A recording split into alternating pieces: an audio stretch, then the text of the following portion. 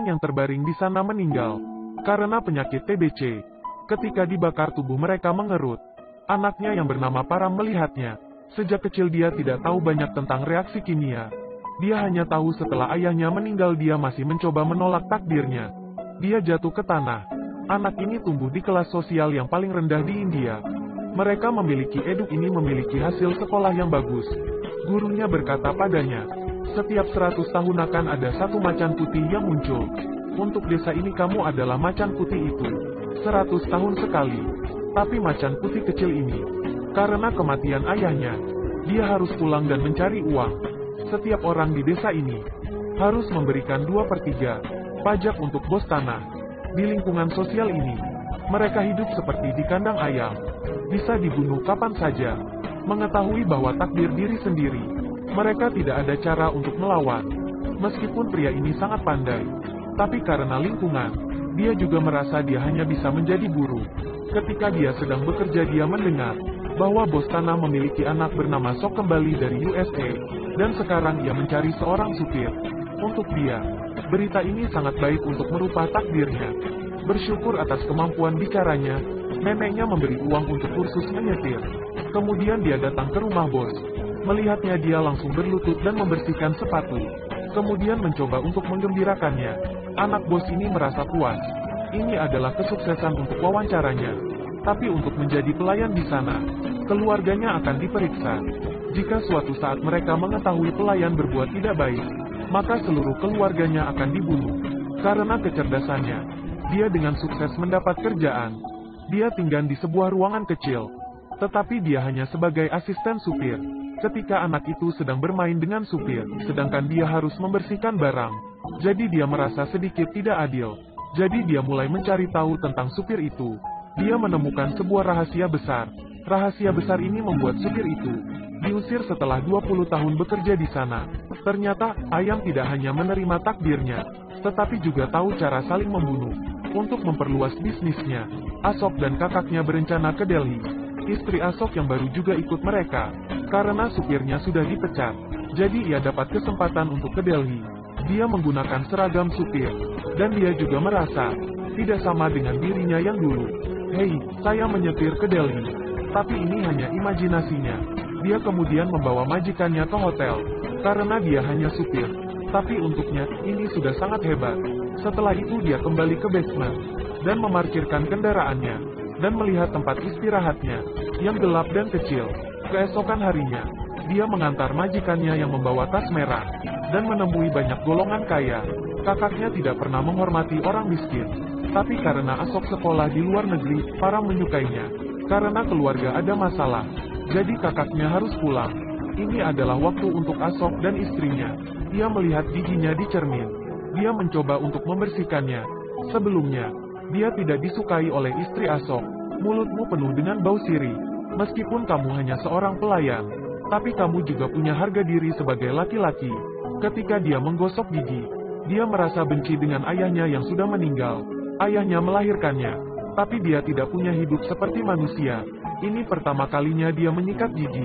Golongan rendah seperti Param tidak tahu apa itu odol. Dia terus menggosok giginya, tetapi tidak peduli seberapa banyak dia menggosok. Giginya tidak pernah bisa putih. Kamu tidak bisa menghapus asalmu. Asok memiliki pendidikan di luar negeri sangat baik, Deng. An Param. Tetapi Pinky, yang tumbuh di USA, Param merasa Pinky lebih adil padanya.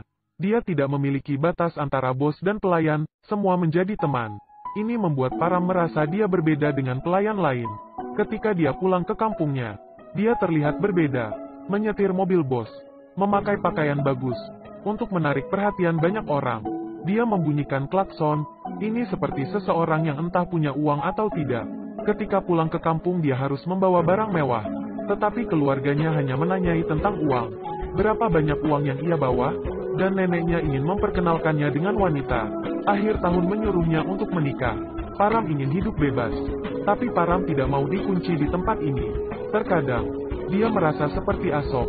Tidak suka dipaksa oleh keluarganya. Asok tidak suka dengan hidupnya yang punya bisnis arang.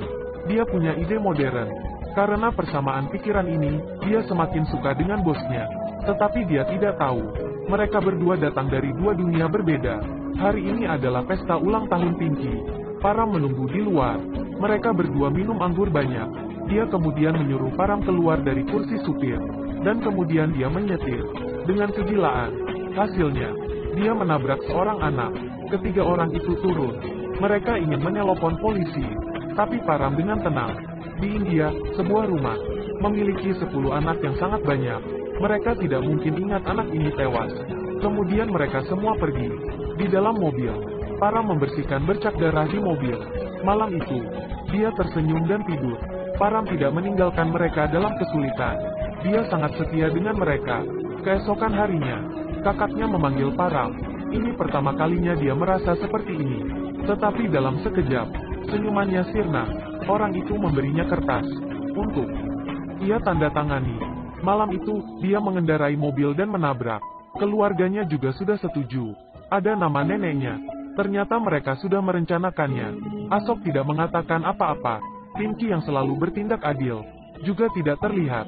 Mereka menggunakan kesetiaan Param. Tapi Param tidak bisa berbuat apa-apa. Param kemudian menandatanganinya. Beberapa hari kemudian, dia selalu berpikir dan menunggu polisi datang. Kemudian bos memanggilnya. Situasi membaik. Seperti tidak terjadi apa-apa. Apa yang Param katakan sebelumnya. Tidak ada laporan polisi.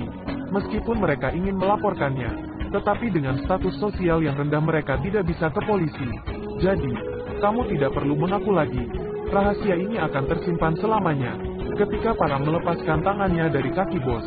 Hasilnya, dia menendangnya. Pinky tidak mau tinggal di tempat ini lagi. Malam itu, dia diam-diam ingin pergi dari India. Sebelum pergi, mungkin karena malu, dia memberikan Param uang. Setelah Asok tahu istrinya sudah pergi, dia sangat marah dengan Param. Mereka berdua bertengkar. Mereka berdua menenangkan diri. Kemudian Asok berkata, saya seharusnya memasukkanmu ke penjara dari awal. Meskipun mereka berdua belajar di Amerika, tapi mereka masih memiliki ego yang tinggi sebagai kelas tinggi. Setelah ini Param berubah, tidak lagi setia. Setelah istrinya pergi, Asok hanya minum alkohol. Param melihat Asok yang hilang kesadaran. Kemudian, dia mulai mencoba baju-baju mahal, meminum anggur yang dia tidak pernah coba. Kakaknya membawa surat cerai dengan Pinky. Asok sangat marah. Param masih menjadi bawahan mereka. Jadi Asok marah padanya. Saat pulang ke rumah, dia melihat uang yang diberikan Pinky 9.300 rupiah. Dia merasa terhina. Ini adalah uang yang ia kumpulkan seumur hidup. Dia mulai marah. Tidak ingin direndahkan. Dia membuat tagihan palsu. Dan dia menjual bensin. Dia menggunakan mobil bos untuk mengantar orang lain. Ketika kakak dan Asok berbicara, Param bersembunyi dan mendengarkan mereka. Ia melihatnya. Dia akan diganti secepatnya. Setelah kakak Asok pulang, Asok masih mencoba menarik perhatian pemerintah. Suatu hari, Param mendapat kesempatan untuk melihat tas itu. Dia ingin tahu isi tasnya. Ternyata wajah dan perilakunya berbeda. Sekarang dia sangat marah dengan Asok. Kemudian, dia ingin membuat rencana untuk Asok. Ayam ini ingin keluar dari kandang. Jika ia mengambil uang ini, seluruh keluarganya akan dibunuh. Ada seorang anak yang datang padanya. Nenekmu marah karena tidak memberi uang, dan sudah menyiapkan pernikahan untuknya. Hari kedua, Asok memberinya hari istirahat. Orang yang kaya tidak pernah memberi sesuatu dengan gratis. Pria ini mengadakan wawancara untuk supir baru. Dia pergi ke kebun binatang. Dia melihat seekor macan putih yang ada tiap 100 tahun. Terlihat sangat kuat dan menyeramkan. Dia tiba-tiba jatuh. Sama seperti ketika ia melihat ayahnya dibakar. Tapi kali ini dia merasa sangat senang. Dia sudah melihat keindahan dunia. Mulai saat ini, dia bukan orang yang sama. Malam itu, Asok membawanya menemui pemerintah. Malam itu hujan lebat dan mobil Mia bermasalah. Untuk membuat Asok turun dari mobil. Kemudian dia menggunakan gelas yang ia siapkan. Dia membunuh Asok tanpa ragu. Dan dia membawa sepupunya. Hidup bersama Asok dan belajar hidup sulit. Param membawa uang itu ke polisi. Dan pencariannya dibatalkan. Lebih dari itu, berkat kepala polisi, hasilnya, dia bisa membuka perusahaan taksi. Dia keluar dari kandang, dan menjadi macan putih. Untuk keluarganya, sudah bukan urusannya. Dia tahu sekarang, di tempat ini, kamu tidak bisa menjadi kaya.